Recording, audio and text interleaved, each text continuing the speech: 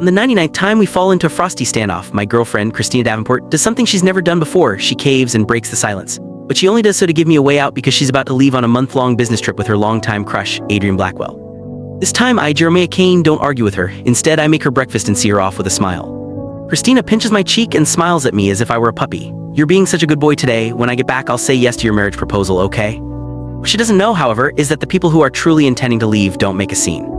A month later, she returns home glowing with happiness, only to find a completely empty apartment. That's when the panic sets in. While I was making breakfast, my girlfriend, Christina Davenport, suddenly wrapped her arms around me from behind and rested her head on my back. Don't forget to make my breakfast as well, she said softly. I'm hungry. Her faint, elegant scent drifted over me, and my heart began pounding uncontrollably. This was the first time she'd ever backed down first during one of our silent standoffs, but the very next second she spoke again, her voice muffled. I'm leaving on a business trip today. I won't be back for a whole month. She paused, seeming to hesitate before finally blurting out, with Adrian. I felt like I'd fallen into an icy lake. My hand froze midair, the spatula hovering over the pan. Lately, nearly every argument we had had was because of Adrian Blackwell, the new assistant she had hired. He was a young man who kept harping about where there's a will, there's a way, but was actually completely incompetent when it came to doing the actual work. Christina, however, insisted Adrian was cheerful, outgoing, and hardworking. She took special care of him, more than enough to make me jealous.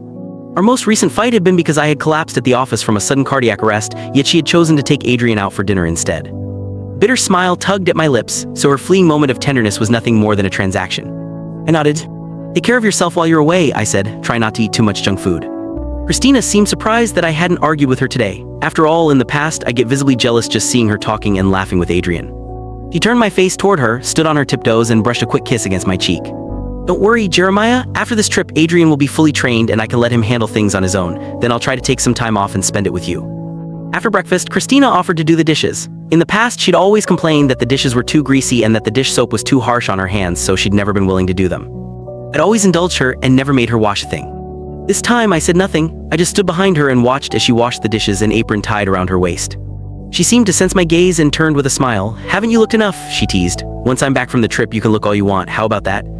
Her smile was warm and gentle, as if we'd never argued, as if we'd always been a loving couple. But I knew better. She was only trying to make it up to me because she was feeling guilty.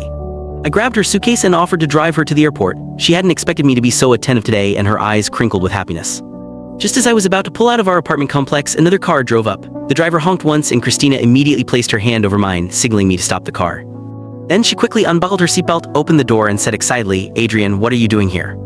Corner of my mouth twisted into a mocking smile. Even from this distance, she'd recognized him immediately. Deep down, she'd probably been hopping all along that Adrian would come to pick her up.